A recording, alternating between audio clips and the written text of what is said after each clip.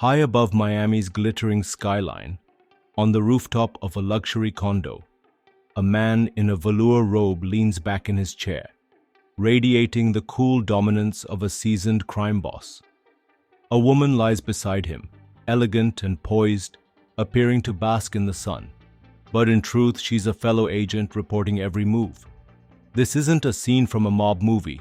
It's real. And the man playing this high-stakes role? Michael McGowan, an undercover FBI agent embedded deep in the underworld. Approaching them with quiet menace is Manuel Guzman, a trusted link to El Chapo himself. One glance too long, one phrase out of place, and everything could fall apart. What unfolds next is not a movie. It's a mission built on risk, intelligence, and an unmatched ability to blend into the darkest underworlds. For over 30 years, Michael McGowan infiltrated the deadliest criminal networks, biker gangs, the Italian mafia, and international cartels, risking his life to bring them down from within. This isn't just a tale of undercover operations. It's a chronicle of how one man, armed with a false name, iron nerves, and a gift for psychological warfare, brought empires crashing down. This is the true story of the FBI's most legendary ghost. Michael McGowan's journey began not in the field, but in the gritty streets of 1980s Philadelphia, a city known as much for its blue-collar resilience as for its deep criminal underbelly. As a young cop investigating bank robberies, Mike developed an instinctive understanding of the street's unspoken rules. Raised amidst urban decay and crime, he knew how criminals thought, spoke, and survived. When the FBI offered him a job at twice his police salary, he took the leap, not just for money, but for the opportunity to make a bigger impact. But the FBI was a world apart from the beat cop life he had known. There were protocols, politics, and a distinct hierarchy. But McGowan quickly proved he wasn't just another agent in a suit. His first days at the bureau were spent absorbing everything: legal procedures, intelligence tactics, and surveillance methods. He volunteered for night shifts, combed through case files, and took on the cases no one else wanted. Colleagues noticed his sharp memory and relentless focus. He wasn't just trying to do the job, he was preparing for something bigger. What truly set Mike apart during this period was his tireless initiative. He began creating detailed behavioral profiles of suspected criminals, attempting to predict their next moves based on patterns and psychological markers, a practice that, at the time, was not yet mainstream in FBI fieldwork. He also designed his own informant evaluation system to assess reliability and risk, which was later informally adopted by other agents in his field office. McGowan's early innovations and strategic mindset hinted at the undercover mastery he would later develop. Whether it was proposing creative surveillance routes or crafting background identities for potential covert operations, he brought an obsessive level of preparation to every detail. This foundational work made him more than an eager rookie. It made him indispensable. In those early days, Mike quietly built a network of informants in the city's toughest neighborhoods, leveraging the trust he had gained as a street cop. He also began studying criminal behavior more deeply, dissecting case studies and immersing himself in psychology books. He wanted to know what made criminals tick, not just to catch them, but to understand how to become them when the time came. That dedication, layered with his natural charisma and streetwise instincts, became the bedrock of his future undercover career. McGowan had no formal undercover training, but what he lacked in formal prep, he made up for with sharp instincts and adaptability. His first major assignment was to infiltrate Philadelphia's infamous Badlands, posing as a custom car dealer. His idea: build a fake business specializing in vehicles with secret compartments, perfect for transporting drugs. Traffickers came in droves, unaware the FBI had wired the cars for tracking. Dozens of arrests followed. Mike's ability to build trust while maintaining his cover set him apart. But what truly made this operation legendary wasn't just the front. It was how he innovated its execution. Mike convinced the Bureau to use the shop as a testing ground for early prototype surveillance devices. He collaborated directly with tech teams to outfit cars with discrete cameras, miniature microphones, and GPS beacons that were nearly undetectable at the time. His field feedback even led to hardware refinements, helping shape future undercover tech.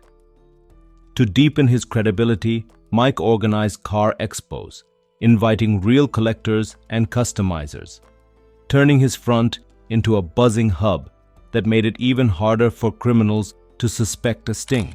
The ruse was so effective that one gang leader tried to recruit Mike to outfit a fleet of vehicles for a cross-state drug operation, unaware that the proposal triggered a second wave of indictments. This wasn't just undercover work, it was tactical innovation on the streets. The FBI noticed. Soon, he was sent to infiltrate the mafia. Getting close to the mafia required more than fake documents. It required a new identity, one that could survive the scrutiny of lifelong criminals.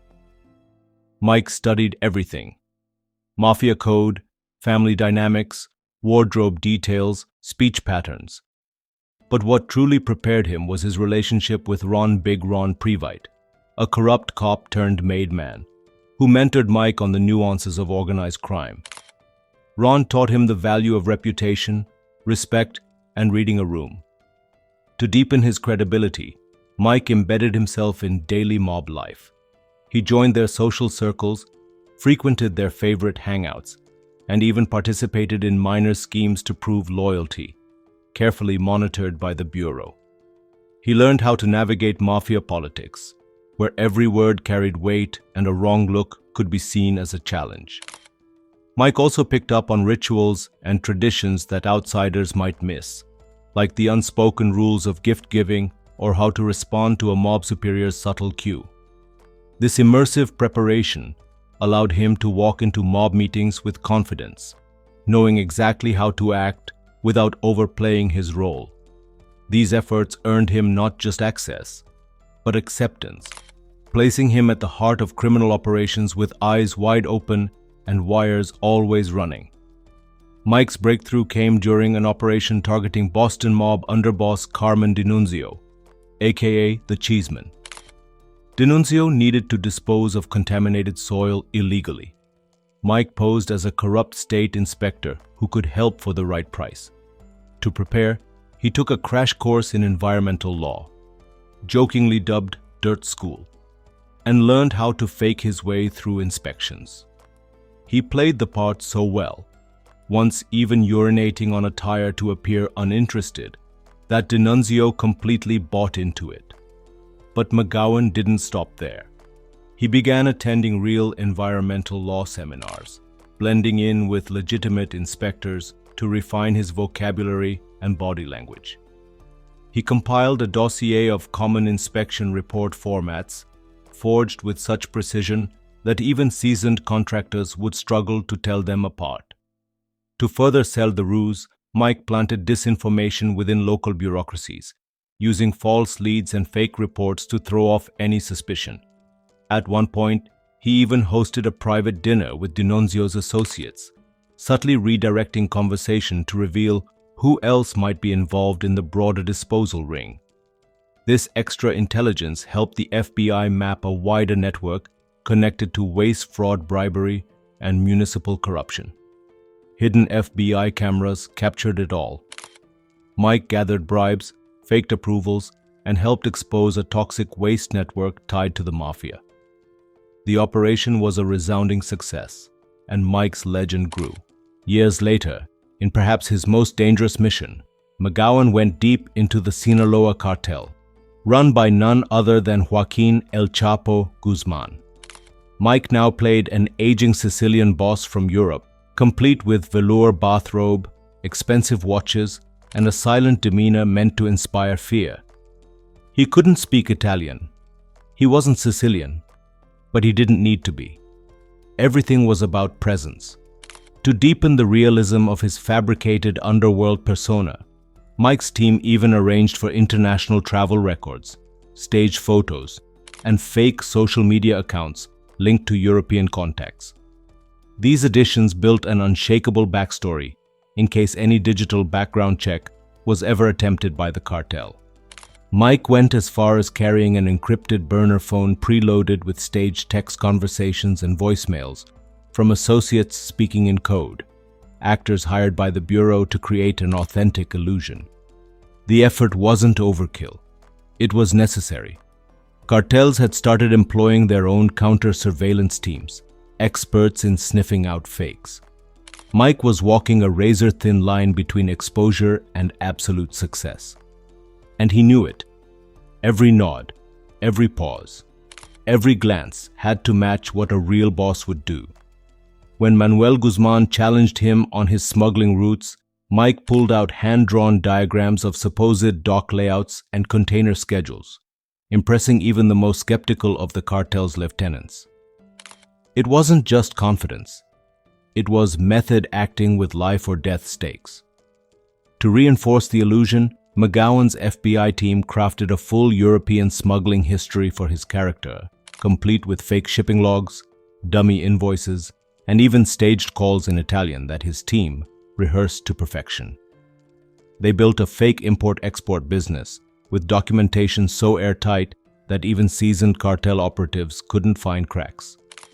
Mike studied Sicilian nonverbal gestures and cultural nuances to blend in even deeper, rehearsing for hours how to sit, how to gesture, and even how to pause dramatically between sentences.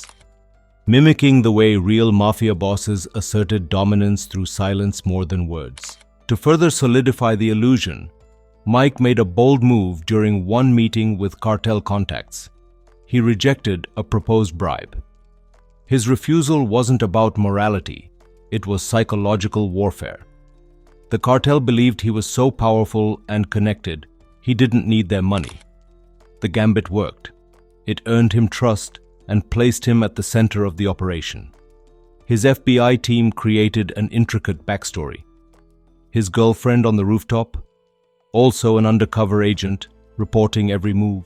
The luxurious Miami condo, rigged with hidden cameras.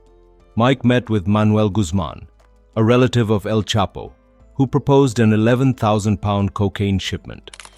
Mike turned it down. Too risky, he said. The move bought him credibility. Eventually, El Chapo's organization sent real drugs through Europe, and 700 pounds were intercepted thanks to McGowan's groundwork. Mike McGowan's infiltration of El Chapo's empire stands as a defining moment in undercover operations, executed with precision, patience, and nerves of steel. His ability to navigate deadly trust games, his command of criminal psychology, and his unshakable calm under pressure helped dismantle one of the world's most powerful drug empires from within. McGowan didn't just go undercover. He became the ghost that haunts criminal networks to this day. But his legacy extended beyond operations. McGowan began mentoring new FBI agents, sharing deep insights not found in training manuals, lessons on how to build trust, when to listen, how to vanish in plain sight. His work was studied in elite law enforcement circles across the globe. Foreign agencies requested consultations, eager to understand how one man could infiltrate networks built on paranoia and blood loyalty. His techniques helped shape modern undercover protocols and were eventually codified in FBI doctrine as best practices. He also began advising on cross-agency psychological training modules, focusing on stress endurance and identity management, helping undercover agents maintain their mental well-being while living dual lives. Beyond mentoring, McGowan was instrumental in testing new surveillance tools, such as wearable audio tech and microcamera drones, evaluating their effectiveness in real-world sting operations. He provided critical feedback that influenced gear development tailored for covert missions. He authored a confidential white paper that became a foundational document for international collaborations, outlining methodologies to detect insider threats in criminal organizations. Information still cited in intelligence strategy briefings. His post-field work contributions demonstrated that while his days in disguise were over, his impact on the war against organized crime was only just beginning. Even post-retirement, McGowan's influence was felt. He participated in advanced agent simulations, reviewed undercover operations for legal integrity, and helped train the next generation of operatives in both the US and Europe. He also contributed to international summits on transnational organized crime, warning about new cartel strategies, dark web drug trafficking, and crypto-based laundering systems. He remained one of the few voices who had seen the battlefield up close and survived.